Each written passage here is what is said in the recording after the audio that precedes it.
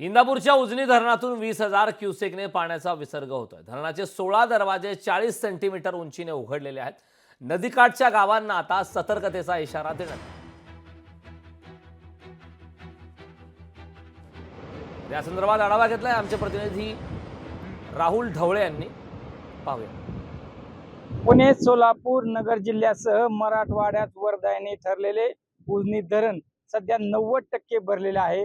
मी सध्या उजनी धरणावरती असून आपण पाहू शकता या उजनी धरणाच्या 16 मोऱ्यातून 20,000 क्युसेकने पाणी भीमा नदीच्या पात्रात सोडण्यात आलेले आहे। उजनी धरणातील जे वरील पुणे जिल्ह्यातील धरणे आहेत ते भरून ओसंडून वाहत आहेत।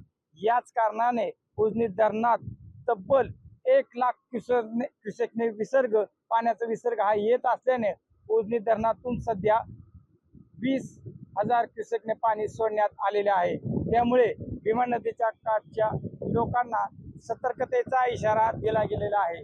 उजनी धरणात सध्या येत असलेल्या विसर्गामुळे उजनी धरणातून पुढे सोडण्यात येणारे पाणी हळूहळू टप्प्यात वाढवण्यात येत असल्याची माहिती उजनी धरण प्रशासनाकडून देण्यात आलेली आहे।